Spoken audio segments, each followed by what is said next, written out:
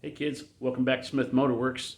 You got some two-part epoxy adhesive that's supposed to go in a special caulking gun that costs like $100. Want to buy one of those? I sure didn't. Check this video out, and I'll show you how to make one for less than 10 bucks. 8 in this case. Let's do it.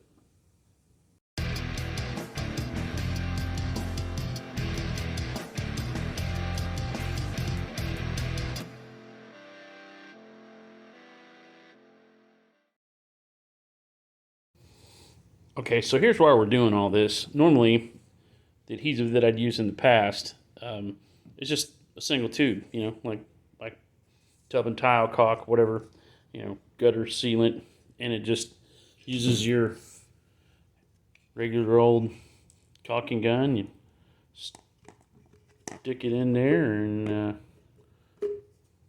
go trigger happy. Well, this new set that I bought, it came with this crazy thing, and I may have seen them before, but I've never actually used it. What's going on is you got a big piston, which happens to be the same size as the single stage stuff, and then you got a smaller one, and they're supposed to travel in unison out the end of the nozzle here. So I'm like, all right, I like tools. I wanted to get the right tool, so I started looking around to see what this is even called, what the is it dual stage? Is it two-part? How's it work? It's a dual element caulking gun, I think is the actual trade name for it. And there's ones that are 1-to-1 where there's two of these same size, where it's just got like a big, double piston pushing down in there. There's, I think this is 2-to-1 ratio, mixed ratio, where you got the normal size piston and a small one. And I started looking, and I'm like, I'm not a contractor. This is probably not going to ever do this again in the foreseeable future. But I don't mind buying tools, because I think they're an investment. But man, I couldn't find one that I would want to own for really under $100. I think there were some out there that were 60, and they looked like they would break when you would pull the trigger. And I said, hey, I need to come up with a better idea. So here's what I did, and what you can do too. Worked just fine. This is actually empty right now, so that's kind of proof that it worked. This is just a regular caulking gun. I hated to cut this one up because it's kind of nice. It's made in England, and it's pretty sturdy, but that really worked out because this is where I wanted the strong side to be. Basically, loaded this up in here. I'm gonna just pull this in place to hold it, even though it's empty. I'm just going to get the piston to kind of climb inside that board a little bit so it won't fall out. So I cut the front off here. Maybe I didn't show that good enough. Let me back this back out of here. Show you what I did. See, this nozzle's not in the middle like it is in a regular tube where it would just pop right down, like right on the axis. It's offset. So to get it to fit in here, I cut a slot off the end. We can see this other one. These are very similar to two different manufacturers, but it's similar design. This has a ring that goes all the way around, and so did this one. And I cut a notch in here to be able to clear this boss on the end where the nozzle goes in, so I could get the big cylinder in. So are we done? Well, no, not yet, because yep, that holds it in there nice, but I still can't push this cylinder. I played around with some different ideas of making another support here and putting a rod and tying it together so when I pull the trigger, they'd both come together. And I thought, what would be easier? Because I'll tell you, the store-bought ones, they're huge. I mean, they got a big old wide trigger. They made a big giant body on the bottom. I mean, they look like Elmer Fudd's shotgun or a Panzerschreck or something. I mean, they're massive.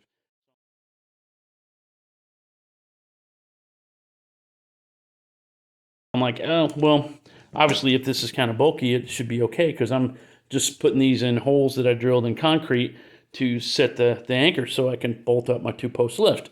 Well, I just got another caulking gun, and this one ain't near as nice, and I really didn't care because I figured I was going to have to cut this one up a little bit more, but I really didn't have to do too much to it. Now, one thing I did, this had kind of almost like a C coming around here, and that's your El Cheapo ones, they're all kind of made like that. I cut it back. I probably didn't need to cut it back that far, but I cut it back flush.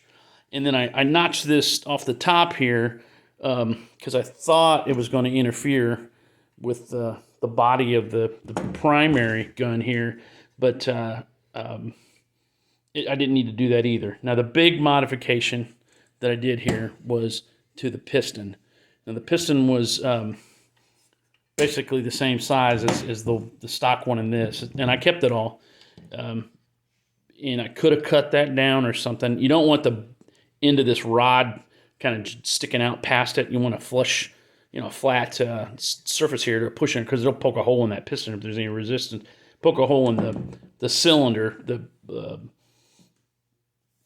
plunger, I guess, that you're pushing up through there if it's sharp edge. So this is a super glued piece of or super glued nut and a washer that's just roughly centered, and this is sticking on here. Some of the super glue kind of dried onto the threads, but if I put a wrench on this and cranked it, it would pop off. So I could put this back the way it was and it would still work. Probably not grip as tight on the front end here, but this was $3. This one was $5. I cut these up like I showed you here. They both move in unison. One trigger pull moves the rod the same amount, which is exactly what I want. And basically just hooked it over on the side here, like so. So it's kind of almost coming off at a 90 here. So that's basically the mechanics of it. You're pulling two triggers at once when they're operating it. So if you can imagine that, you can see here you're pulling them both at once, and you want them to start in the same spot. You want them to move together, which these did. I tested that beforehand, and I really, as you can see in the lead video here, really the only thing I did is I put a screw, actually down on this end. I took a screw because it kind of fit, the slot of the screw fit right onto the groove of this, and just slightly stuck underneath there, just the interference, to space it out. And then I put zip ties around it and zipped it together, and that was it. I'm telling you, it was super easy. I couldn't believe how good it worked. Just click, click, click, pull the triggers together. Hopefully, I'm not a very coordinated guy, but I imagine that most people are coordinated enough to be able to close both their hands together, and that's really all you got to do. So you're holding it like 90 degrees to each other, and you're pull, pull, pull, pushing it out the end. Like I said, it worked great. It was super cheap, and the crazy thing about it is I could still definitely use this one as a second caulking gun if I needed it. It didn't really mess it up. The notch that I cut in the end here to be able to fit this, kind of double-barreled tube in here, this little notch that I cut out on the end, it really doesn't affect the strength of it enough. I mean, this is still, super strong. I can feel it kind of compressing a little bit, but the force is coming, from behind it towards the front, so doesn't really matter that there's a tiny bit of that diameter missing, or that ring around there. So this one definitely would work. This one, it would probably still work too. I could put the old piston back in, but do I need a third one? Who cares? I'm just going to keep them together, and if I ever run into an issue that I need to use a dual component epoxy again, I can put that back together and let it go. I mean, I cut it back apart. I cut the zip ties off of it just to show you guys how to put it together, but I could have left it and threw it in the toolbox, and it could have stayed that way forever.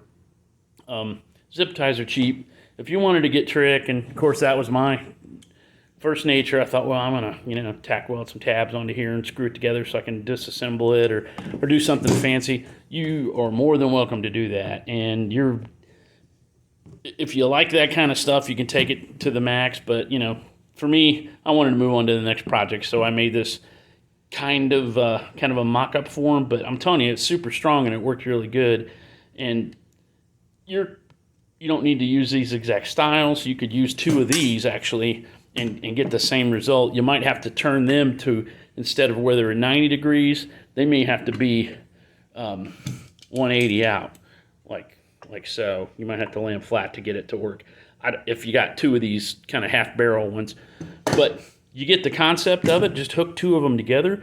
Make sure that the piston travels the same amount pull for the trigger pull, and have them starting at the same point, and it'll push it right at the end. And it wasn't really, it wasn't like an excessive amount of pull force or anything. It didn't make any difference at all. It just felt like you're, pushing caulk out of there. Now, whatever your dominant hand is, it might be a little different. It worked for me. I'm right-handed, so the one that was harder to push, the bigger tube, was in my right hand. The one that should have been easier to push, the small one, was in my left. So it didn't feel funny to me at all. But that's basically how you do it for not a lot of money. And let me know in the comments. Hopefully that'll work for you, and this tip's useful.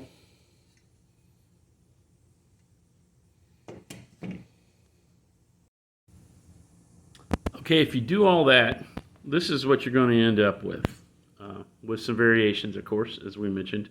I got the primary gun for the big bore side here, right on the bottom, kind of just like you'd load up a normal one. You can see where we clearance that out in the front here, maybe. Yeah, right there where my thumb is. And then you got the secondary one on the side here with the reduced piston diameter, and it's just butted up against the body of this. And if you see on the back, these rods, they have the same travel, and it looks like it's off, but they're really not, because you see where the stop is here and the stop is there. That's why there's a difference in length. The trick to using it is no trick. I mean, you basically just pull both triggers at the same time. You can kind of watch and see, are they moving together? That's the key. You want it to come out the nozzle the same amount, the same time. It's going to be variations on this. I mean, you can see I didn't put a whole lot of love into how it went together. It's just zip ties. There's a screw down here for a spacer. I could have gotten a real trick and put, some metal in here. I could have screwed this together. But the beauty of this is I can cut it all back apart, and I can use both of these again. I can make it fit something else. This main one here, really, I didn't affect the operation of it at all. I just cut this notch out of the end. It's doubtful it's going to affect the strength of it in any way. Like I said, I was almost hesitant to cut that one up, because it's a good, made in England. It's a good piece. This one here is not. This lower one here is just a total commodity, kind of flimsy piece of junk. In fact, I had to bend this trigger out a little bit, but all told, got the price tag covered up here. This says $2.99. I think the better one was $4.99. So what is that? $8 if I did my math right on that, plus my time. And like I said, unless you're using these all the time, I just don't see spending $50-100 on making one or buying one. Dare to be different and build your own. There you go.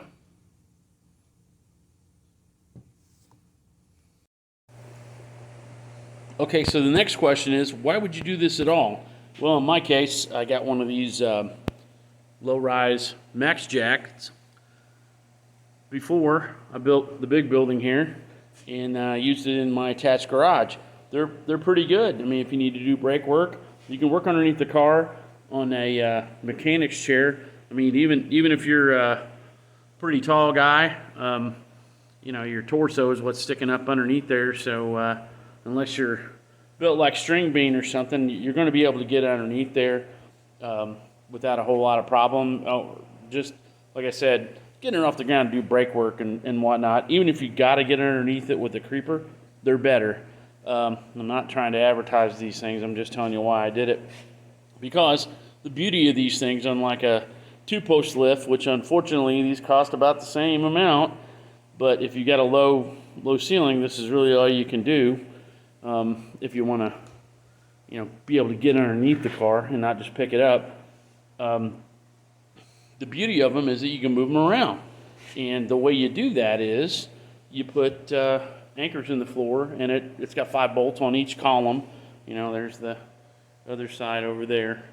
It's got 5 bolts on each column, and you put some anchors into the floor, and you let it rip. Well, the ones that come with it, you know, for you masons and concrete guys out there, I mean, it's just a big old anchor, you know, and kind of bottoms out and expands and gets stuck, and then you got some threads in the floor. Well, it really didn't work for me. Maybe I don't know what I'm doing. I think I do, but it just, on the old slab, my house was built in the late 70s, it wouldn't grab. So the upgrade is a little bit of extra money, but it's something like this. I felt a little bit safer with this. You know, adhesives can do a lot of amazing stuff.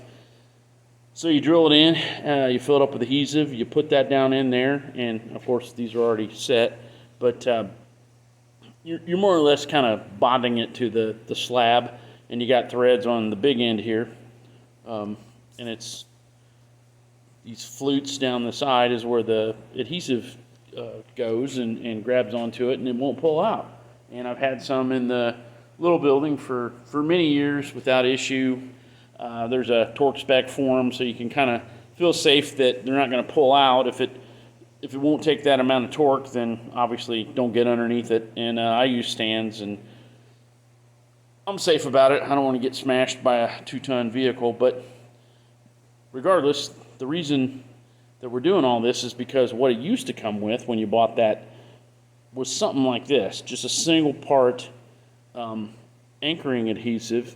And this one's pretty cool. You can't see it now because it's been used, but it's basically 2 chambers inside of it, and it mixes, you know, just like a regular good old caulking gun, like we got laying on the floor over here.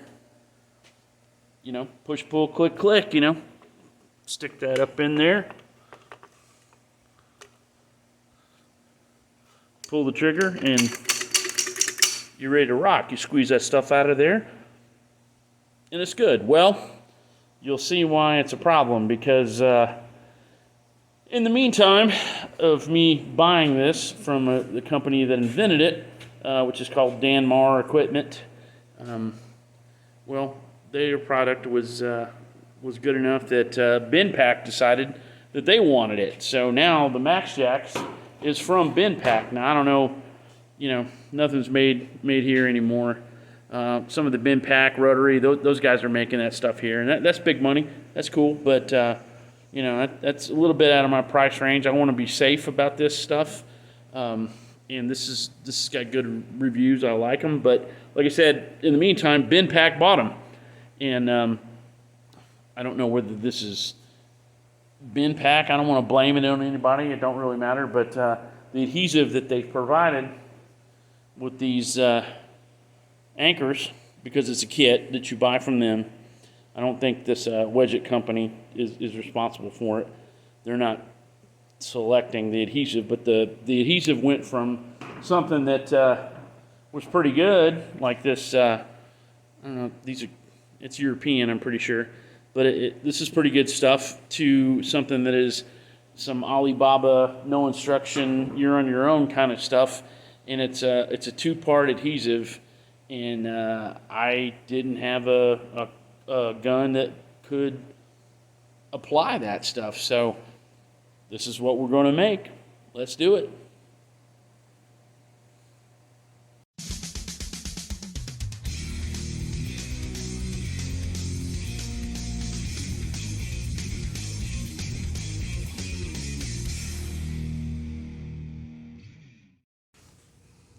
Well, hey, I hope you liked that one. Definitely do your homework. Like, subscribe, share. Let me know in the comments what you thought. And thanks for watching, and we'll see you next time on Smith Motorworks.